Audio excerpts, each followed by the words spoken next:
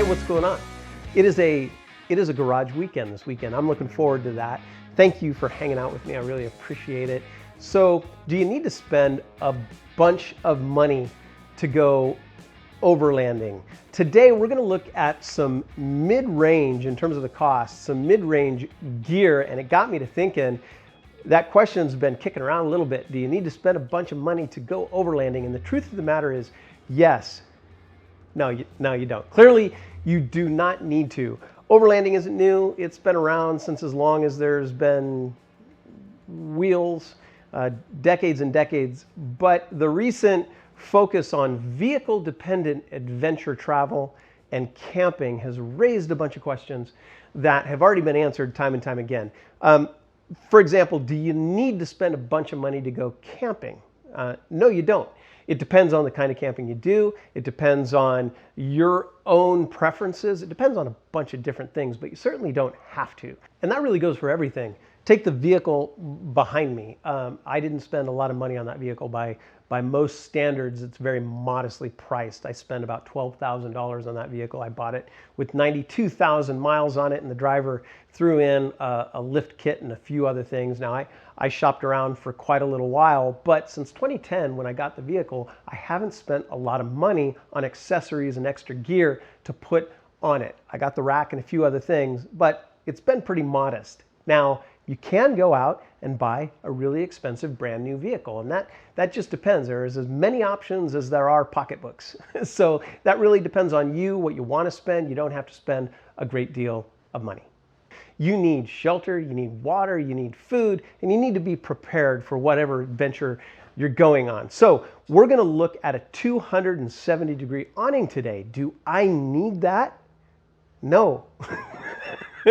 It's optional. It's optional gear, but I'll tell you what, going down to Baja, it's really, really nice to be able to put up some shade. But this brings up a point.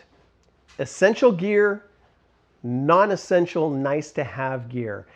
Essential gear, you kind of have to spend what you have to spend.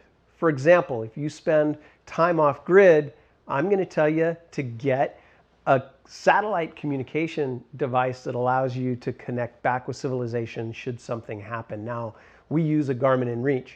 That is not an inexpensive piece of gear, but it's essential, so we need to get it. And so if you plan on adventures where you need specific gear, you need to invest the money. If you don't have that gear, then don't go on those types of adventures because it's not safe. Non-essential gear, you get to decide how much you want to spend on that non-essential gear. The only thing you want to be sure of is that it's not going to become landfill or garbage within weeks or months. You want it to last a long time. So along with these considerations around cost and quality, I would say buy the highest quality that you can afford, because in the long run, that's going to save you money. All right. So this 270-degree awning is from Overland Pros. I'm going to put it on the driver's side of my vehicle. Now, this isn't a detailed installation video, but I am going to show you the process. It's pretty straightforward. Then we're going to take a look at the gear. We'll circle back. Is this a piece of gear that is going to last a while and is correctly priced for what I need? All right, let's get to it.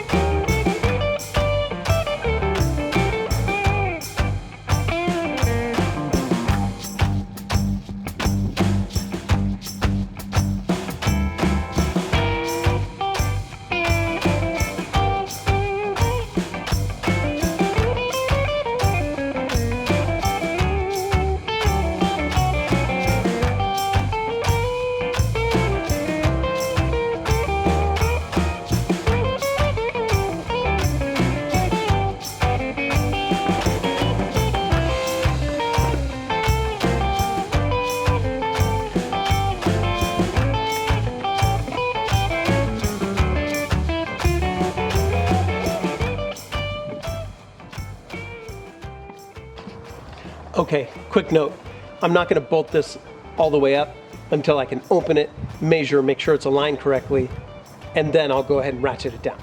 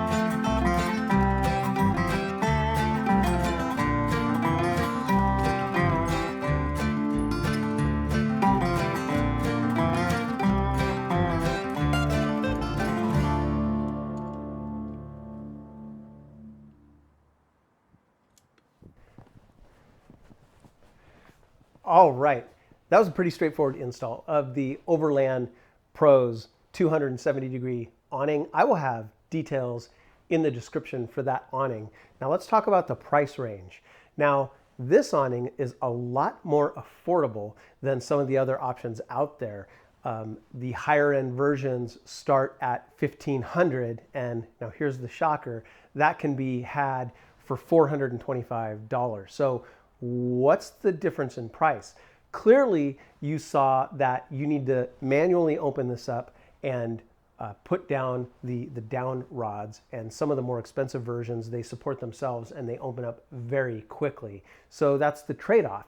Convenience versus a little bit of manual effort, but it's $1,000 difference in cost. So again, that's up to you which you prefer. Now the super observant, notice there seem to be extra poles. That's because those are for additional support. They're not always needed. It seems to be a great piece of kit. I'll have it on my rig for a little while. And for my budget and my options, it seems to be the perfect fit. All right, you guys, hey, thanks a lot for tuning in again and watching this video. Like all our videos are brought to you by us, Overland Bound, and our community. So of course, if you like the video, hit the subscribe button.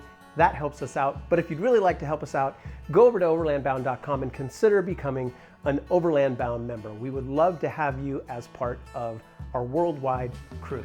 Doesn't matter what you drive. All right, you guys, until next time, outfit, explore, and I'll see you on the trail.